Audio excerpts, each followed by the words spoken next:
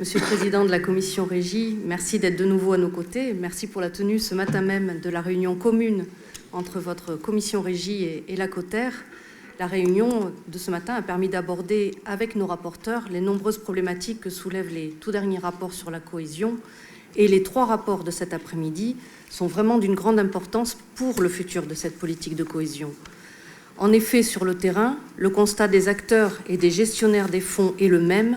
Il est nécessaire de simplifier considérablement la mise en œuvre des programmes et des instruments territoriaux intégrés en prenant en compte les spécificités locales.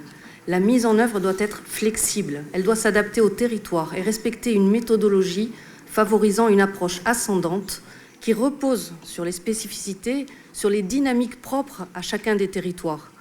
Nous devons promouvoir le partenariat et l'animation et mettre l'accent sur le rôle des stratégies locales de développement.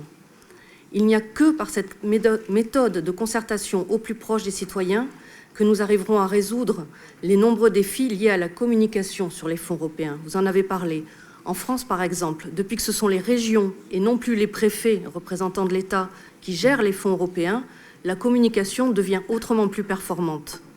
Cette méthode de concertation doit être aussi mise en œuvre pour faire face aux défis que sont la lutte contre le changement climatique et contre les fractures sociales et territoriales. Il est fondamental que l'Union européenne et surtout les États reconnaissent le rôle des autorités régionales et locales. La question qui se pose à nous est donc bien celle-là. Comment s'assurer que la cohérence socio-environnementale d'une stratégie de développement à long terme de l'Union européenne, basée sur la déclination territoriale des ODD, imprègne l'ensemble des politiques publiques européennes et qu'elle puisse être le fil conducteur de la gouvernance économique européenne et du semestre européen. Je vous remercie.